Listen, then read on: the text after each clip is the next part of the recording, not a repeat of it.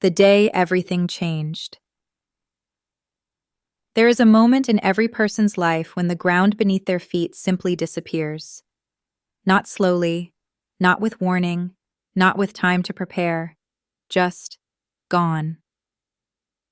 For me, that moment came on a Tuesday afternoon in October. I was sitting in a small conference room at Hargrove and Mills Family Law, watching a woman I had known my entire life, a woman who had shared my childhood bedroom, borrowed my clothes without asking, and cried on my shoulder at our mother's funeral, smile at an attorney like she had just won the lottery. Because as far as she was concerned, she had. My sister Diane was 41 years old that day. She was wearing a cream blazer I had never seen before, pearl earrings that caught the light every time she moved, and an expression I can only describe as rehearsed confidence. The kind of confidence that doesn't come from knowing you're right. The kind that comes from knowing you've already arranged the outcome. The attorney slid a document across the table. Diane reached for it without hesitation. And I sat there, quietly, with my hands folded in my lap, watching her. Because here is what Diane did not know. She did not know that I had been watching her for 7 months.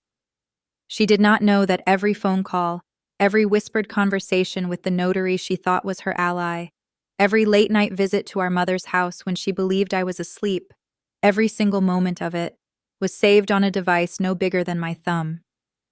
She did not know that the attorney sitting across from her had already reviewed 43 hours of recordings. And she did not know that the document she was reaching for so confidently that afternoon was not the end of the story. It was the beginning of mine. My name is Caroline Webb. I am 44 years old. I am a retired school librarian, a part-time gardener, and the daughter of Margaret Frances Webb, who passed away 14 months ago after a long illness at the age of 78. My mother was not a wealthy woman by most standards. She did not own a corporation. She had no offshore accounts, no stock portfolio, no private jet. What she had was a house.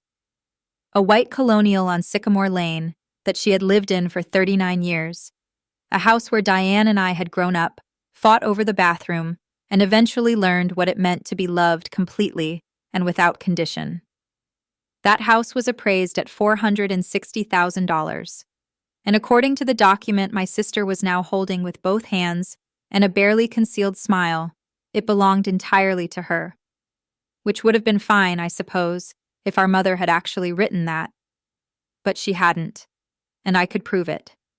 Stay with me, because this story begins much earlier than that conference room. It begins in the last year of our mother's life, when I first noticed that something was wrong. Not with my mother, but with the sister I thought I knew. A family that looked fine from the outside. To understand what happened with the will, you have to understand our family. Diane and I were the only children of Margaret and Robert Webb. Our father passed away when I was 19 and Diane was 16, and from that point forward, our mother became the anchor of everything. She was the kind of woman who remembered every birthday, every anniversary, every small disappointment her children carried. She sent cards in the mail. She kept a jar of butterscotch candies on the kitchen counter that she refilled every single week without fail. She called every Sunday at 10 in the morning and talked for exactly as long as you needed. She was, in every possible way, the best of us. Diane and I had always been different. Not enemies, not even close. But different the way two people raised in the same house can still somehow grow up in entirely separate worlds. I stayed close to home. After college, I took a job at the county library system and built a quiet life in the same town where we grew up. I visited Mom on weekends. I drove her to doctor's appointments. I sat with her in the garden on summer evenings while she talked about roses and the neighbors and the way things used to be. Diane went a different direction. She married young, moved 3 states away, had 2 children, got divorced, started a small event planning business, and somewhere along the way developed a lifestyle that required significantly more money than her business actually generated. I want to be fair here. I'm not saying Diane was a bad person in those years. I'm saying she was stretched thin. I could see it when she visited. The way she tensed up when her phone rang. The way she changed the subject when money came up. The way she watched our mother's house like she was mentally calculating something. But I told myself it was stress. I told myself she was going through a hard time. Because that is what you tell yourself about the people you love when you don't yet want to see the truth. Mom's health started declining seriously about 2 years before she passed. She was diagnosed with a progressive neurological condition that affected her memory and eventually her ability to manage complex decisions on her own. She remained herself, warm, sharp in conversation, deeply loving, but the paperwork side of life became overwhelming for her. That is when I stepped in. I began handling her bills, her insurance correspondence, her medical appointments. I set up automatic payments for her utilities. I organized her files. I made sure her affairs were in order because she had raised me to be the kind of person who shows up when someone needs them. I also helped her meet with her estate attorney, a kind older man named Gerald Oates, who had handled her documents for over 15 years. In that meeting, I sat beside her and listened as she clearly and calmly explained her wishes. She wanted the house to be sold after her passing, and the proceeds divided equally between Diane and me, 50% each. She was specific, she was clear, and Gerald Oates drafted a will that reflected exactly that. I watched her sign it. I witnessed it alongside Gerald's assistant. That was 22 months before she passed. I did not know then that Diane had also been having conversations with our mother. I did not know that Diane had spent the final 18 months of our mother's life making a separate set of arrangements. And I did not know that 8 days after our mother's funeral, while I was still answering sympathy cards and returning casserole dishes to neighbors, Diane had already contacted a different attorney, one who specialized in estate documents. But not in the way you might hope. Something in her eyes.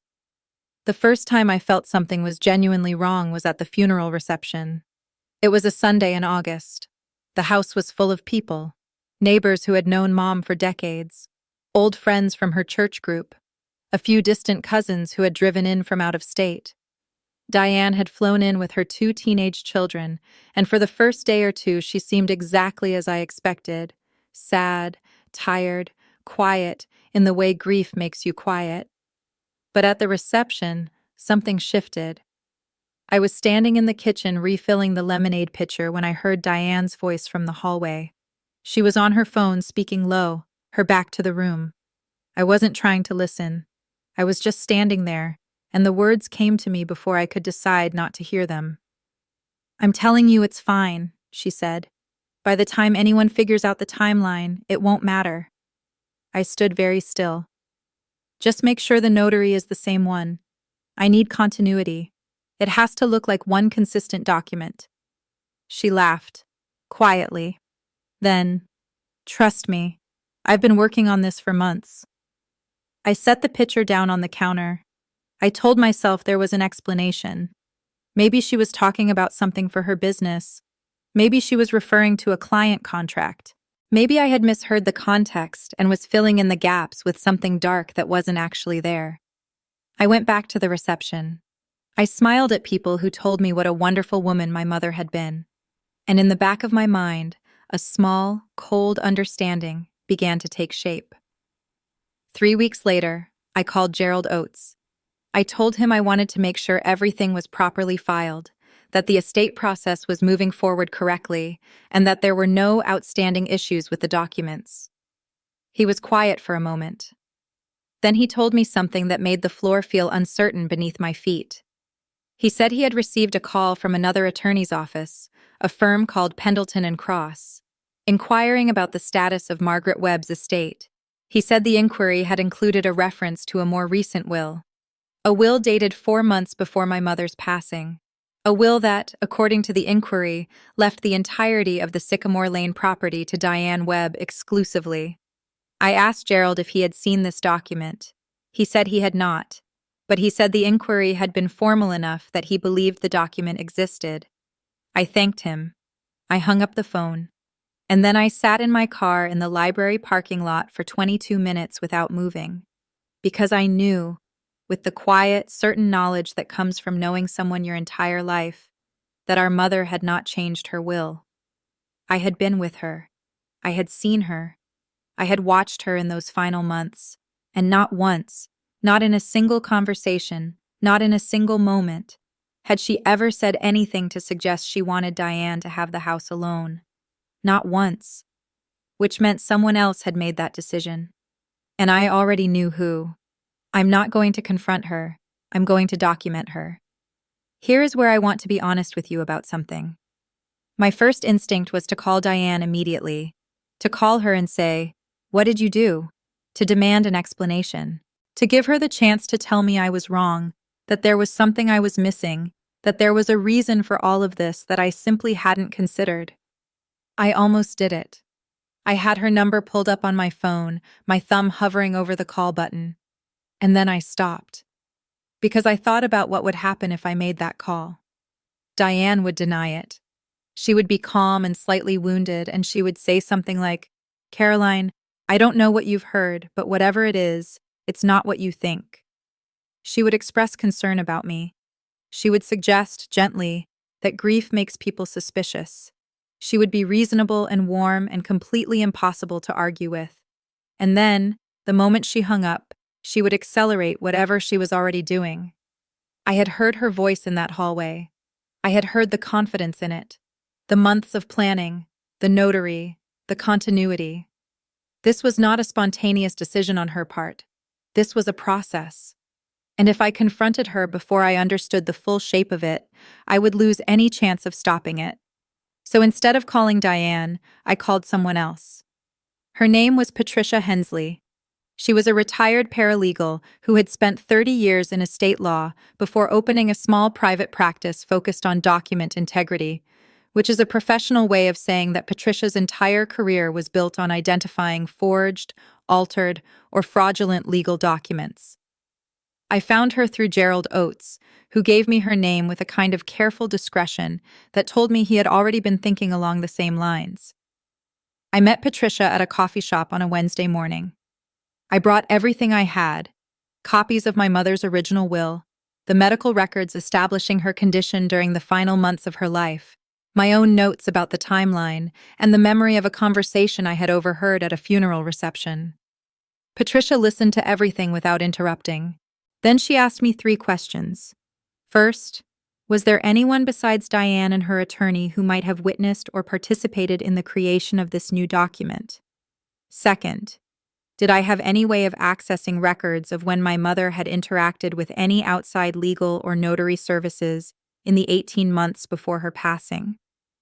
Third, was I prepared to document everything going forward, on the understanding that anything I observed or recorded could potentially be relevant to a legal proceeding? I said yes to all 3. Patricia leaned back in her chair and looked at me steadily. "Then here's what I want you to do," she said. "I don't want you to confront your sister. I don't want you to make any inquiries that would alert her or her attorney to what you're looking for. What I want you to do is watch, listen, and document." She slid a small card across the table with the name of a technology consultant she worked with. "He'll give you what you need," she said. "Simple, legal, effective." She paused. "Your sister has had a 7-month head start on you, Caroline, but she doesn't know you've started running." That afternoon, I met with the technology consultant. His name was Mark, and within 45 minutes he had set me up with a voice-activated digital recorder that could capture audio at distances of up to 30 feet, a secondary device that I could place in a fixed location, and a secure cloud backup system that time-stamped every file automatically. I want to be clear about something important. Everything I did from that point forward was done legally and with the guidance of my attorney. Recording laws vary by location, and Patricia had confirmed that in our state, single-party consent meant that I was legally permitted to record any conversation in which I was a participant. I was not building a trap. I was building a record. And the record, as it turned out, was going to be extraordinary. 43 hours. Over the next 7 months, I recorded 43 hours of audio.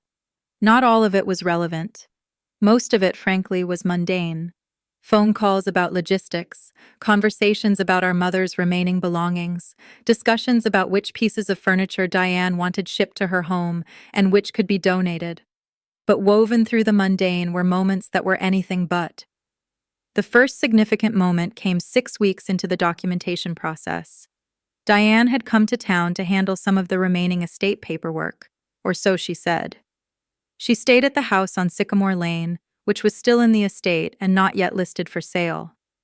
I stayed nearby at a friend's place, and I visited during the day under the guise of helping sort through the remaining belongings. On a Thursday afternoon, Diane stepped out onto the back porch to take a phone call.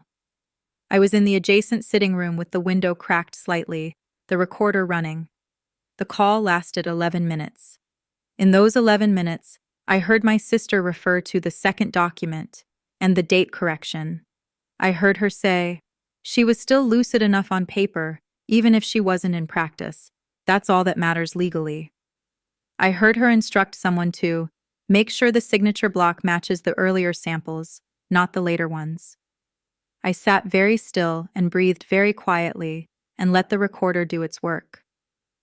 The second significant moment came 2 months later. I had driven to the county records office on an unrelated errand and decided while I was there to request copies of any notary records associated with my mother's address from the previous 2 years. What I found was a visit record. A notary named Thomas Greer had made a house call to 14 Sycamore Lane 11 months before my mother's passing. I did not recognize the name Thomas Greer. Thomas Greer was not the notary who had been present at my mother's original will signing. I brought this information to Patricia, who cross-referenced it with state notary commission records and discovered that Thomas Greer had surrendered his notary commission 8 months after the visit, following a complaint filed by another client for document irregularities. Patricia looked at me across her desk.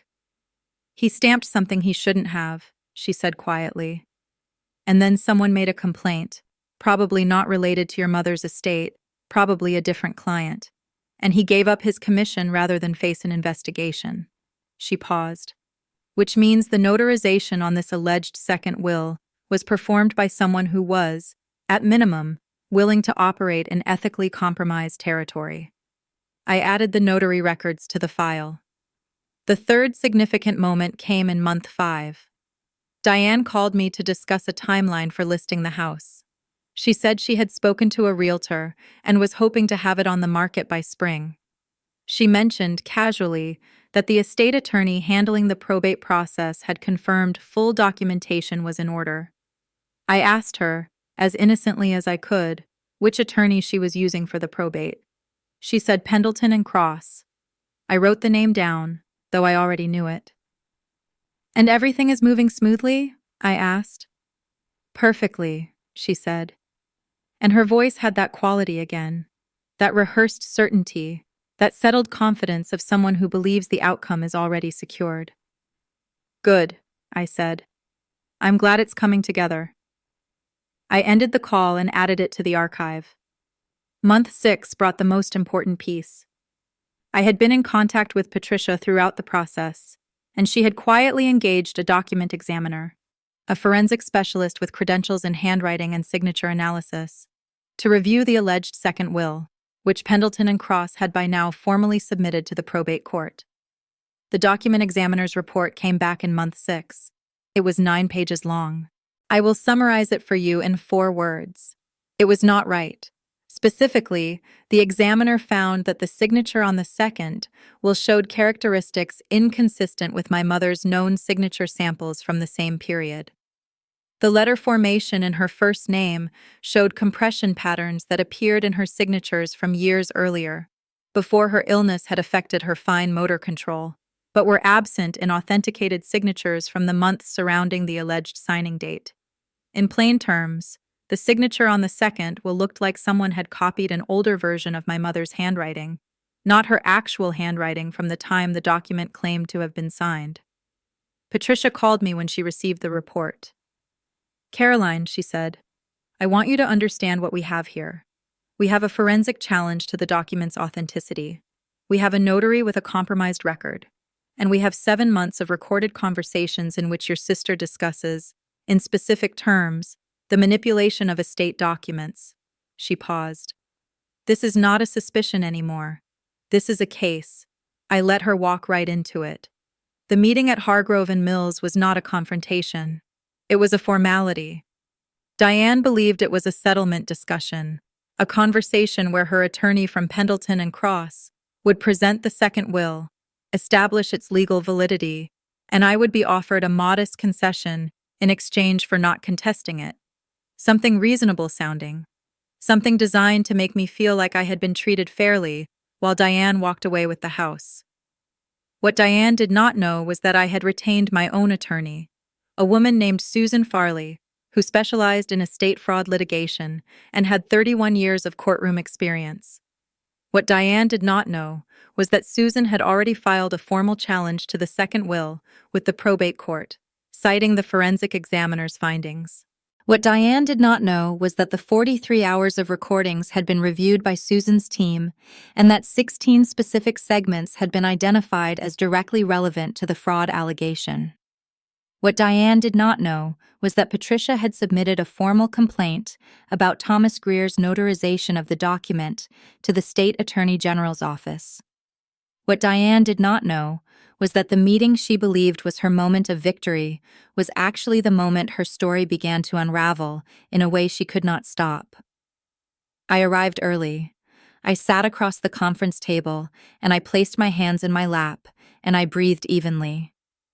Diane arrived 8 minutes later with her attorney, a sharp-faced man named Gerald, not my mother's Gerald, a different one, who wore an expensive watch and carried himself with the kind of confident efficiency that comes from believing you've already won. He opened the meeting by presenting the second will. He outlined its contents: the house, the full estate transfer, Diane as sole beneficiary, in a tone that suggested these were settled facts rather than contested claims. He then looked at me and said, with practiced warmth, that his client was prepared to offer me a goodwill payment of $22,000 in recognition of my contributions to our mother's care during her illness. $22,000 for $460,000 worth of house. I looked at him. I looked at Diane, who was watching me with that careful, studied expression. And then Susan, sitting beside me, placed a document on the table. We have filed a formal challenge to the validity of this will with the probate court, Susan said. The grounds include forensic evidence of signature irregularity, notary record discrepancies, and audio evidence of communications in which your client discusses the alteration of estate documents. Diane's attorney stopped moving. Audio evidence, Susan continued, totaling 43 hours, recorded over a 7-month period, reviewed and authenticated by our office. The room was very quiet. We are prepared to proceed to a full evidentiary hearing, Susan said, at which point this evidence will be entered into the public record. I watched Diane's face in that moment. I watched the rehearsed confidence falter. I watched something beneath it, something I can only describe as the expression of a person who has just realized that the ground they were so certain was solid has been hollow the entire time. Her attorney asked for a recess. We took one. When we came back to the table 40 minutes later, the conversation was very different. When the carefully built story falls apart. Here is something I learned from Susan Farley in the months we worked together. Fraud cases, she told me, rarely collapse all at once. They collapse in stages. Each stage is smaller than the last, but together they add up to something total. The first stage was the recess. When Diane's attorney came back to the table, he was still controlled, still professional, but something had shifted in the efficiency of his movements. He asked, carefully, what specific audio evidence we were referring to. Susan provided a written index, 16 entries, dates, durations, brief descriptions of content. Diane's attorney reviewed the index without expression. Then he asked for another 24 hours before any further discussion. Susan agreed. Over the next 48 hours, I was told later, several things happened simultaneously. Thomas Greer, the compromised notary, was contacted by an investigator from the State Attorney General's office. He did not respond immediately, but the contact had been made. Pendleton and Cross conducted their own internal review of the documentation they had submitted to the probate court and discovered, according to a source I was not privy to at the time, but learned of later, that there were inconsistencies they had not been aware of when they accepted the case. Specifically, the signature analysis report they had commissioned, which had concluded the signature was authentic, had been conducted by an examiner with a professional relationship to the notary. In other words, the system Diane had built was starting to show its seams. The second stage came 1 week later. Diane called me, not through her attorney, personally. On a Sunday evening, while I was in the garden, the way our mother used to be. I answered. I was recording. Her voice was different. The practiced quality was gone. She sounded tired, and beneath the tiredness there was something else. Not quite remorse, not yet. But something adjacent to it. A kind of exhaustion that comes from maintaining a story that no longer fits the facts. "Caroline," she said, "I need you to understand something." I said nothing. Things got very bad for me financially, after the divorce. You don't know how bad it got. I was losing everything. I told myself that Mom would have wanted me to be okay. I told myself it was what she would have chosen if she had known how bad it was for me. I let the silence sit. "I know that doesn't make it right," she said. Then quieter. "I know it doesn't." There it was. Not a denial, not a counter-argument, an explanation that was also, underneath it, a confession. I did not say anything dramatic in response. I did not give a speech. I simply told her that I thought we should let the legal process continue. She was quiet for a long moment. Then she said, "I'm sorry, Caroline." I recorded that too. The third stage came 6 weeks after the initial meeting. Diane's attorney contacted Susan Farley and indicated that his client was prepared to discuss a resolution.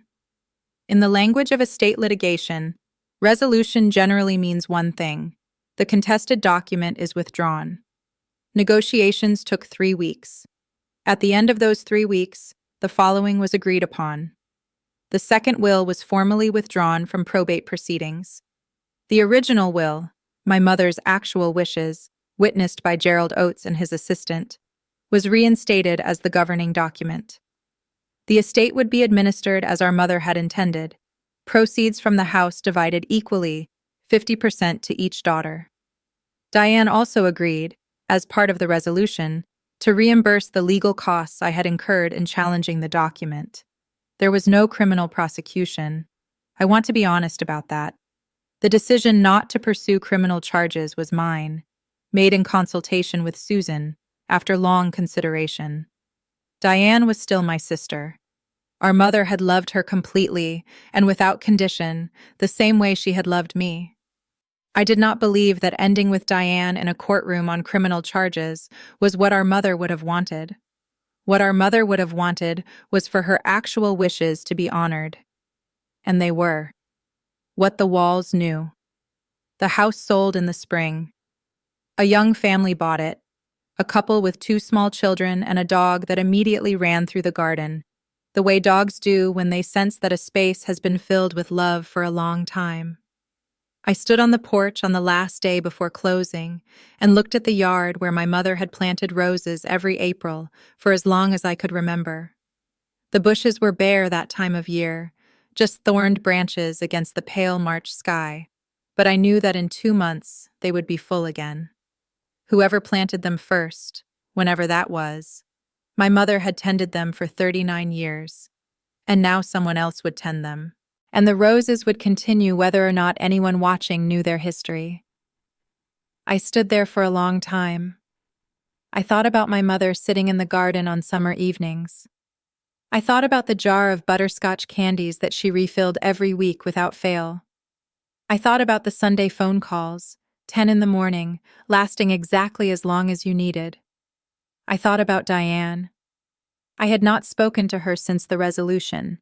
Not in anger, not in anything really, just in the quiet aftermath of something that changes a relationship without necessarily ending it. We existed now in a kind of suspended state that I suspected would resolve itself eventually in one direction or another. I had not yet decided what I wanted that direction to be. But I knew that whatever happened between us going forward, it would happen on honest ground. The secret was gone. The document was gone. What remained was just two sisters, and the complicated inheritance of being human. The escrow closed on a Thursday afternoon. The proceeds were distributed exactly as my mother had intended. I deposited my share in a savings account and sat with it for a few days before deciding what to do with it. I knew eventually I would use part of it for something meaningful. A small garden of my own, maybe. Something with roses. But that decision could wait. What mattered was simpler than money. What mattered was that a woman who had spent her life doing things the right way, paying her bills, keeping her promises, refilling a candy jar every single week, had her final wishes honored. Because she deserved that. Not as a legal technicality, not as a procedural outcome, but as a truth. 7 months of listening. People ask me sometimes. Not many people, because I am a private person, and this story is not one I tell at dinner parties. But occasionally someone who knows what happened will ask me, "How did you know to record everything? How did you know to be that patient?" The honest answer is that I didn't know, at first. What I knew was that I had overheard something that didn't fit. And rather than act on it immediately, I chose to understand it more completely before I moved. That choice, to observe rather than react, was the thing that made the difference. If I had called Diane the night of the funeral reception, she would have denied everything, accelerated her plan, and potentially completed the probate process before I had any evidence to challenge it with. I would have been left with a legal battle built on suspicion and grief, which is a battle almost impossible to win. By waiting, by building a record instead of building an argument, I arrived at the conference table with something she could not dispute. Her own words, preserved and time-stamped, showing exactly who had made what decisions and when. There is something uncomfortable about this lesson, and I want to name it honestly. The patience required to do what I did, to sit across from my sister for 7 months and say nothing, to visit the house on Sycamore Lane and help sort through our mother's belongings, while knowing what I knew, required me to become, in some ways, as strategic as the person I was documenting. I did not like that about myself. I still don't entirely. But I also know that the alternative, confronting her without evidence, engaging her without preparation, trusting that the truth would somehow make itself known on its own, would have failed my mother, and I was not willing to do that. My mother had been specific. She had been clear. She had sat in Gerald Oates's office in full possession of her intentions and expressed them with complete precision. The least I could do was fight for those intentions with the same precision. What you do with what you know. The hardest part of this story is not the legal process. The legal process had structure, it had rules, it had steps to follow and experts to consult and documents to file. The legal process was, in its own way, manageable. The hardest part was sitting with the knowledge of what my sister had done and deciding what kind of person I wanted to be in response to it. I thought about this question for a long time. I still think about it. There is a version of this story where I pursued every possible avenue of consequence: criminal charges, civil suits, public exposure, where I let the full weight of what she had done land on her without mitigation, where I treated what happened as something that required maximum response. I understand why someone might choose that version. The betrayal was real. The fraud was deliberate. The document she had created was designed to steal from me, and more importantly, to erase my mother's actual wishes. That is not a small thing. It is not something that should be minimized or softened into something it wasn't. But I kept coming back to one question. What would have satisfied my mother? Not what would have punished Diane most. Not what would have made me feel most vindicated. What would have genuinely satisfied the woman who refilled that candy jar every week? The woman who gave fully to both of her daughters, equally, without condition. And the answer I kept arriving at was, She would have wanted her wishes honored. That's it. Just that. So that is what I focused on. The wishes were honored. The house was sold. The proceeds were distributed the way she had intended. The document that tried to erase her intention was itself erased. Everything else, the anger, the grief of what Diane had done, the complicated question of what we are to each other now, those things belong to the future, and the future is still being written. What remains? It has been 8 months since the estate was settled. I have used part of my share of the proceeds to rent a small house on the other side of town, a house with a yard large enough for a garden. In March, I planted roses, 4 different varieties, because my mother believed that diversity in a garden was the same as resilience, that when one variety struggled, the others carried on. I think about her every time I go outside. I think about the Sunday phone calls and the butterscotch candies and the way she could make any room feel like the safest place in the world just by being present in it. I have not spoken to Diane since last autumn. I received a card from her in February, a simple card with a handwritten note. She did not explain herself again or ask for forgiveness in direct terms. She said that she thought about our mother every day. She said she was getting help, financial counseling, and something else she described only as talking to someone. I read the card twice.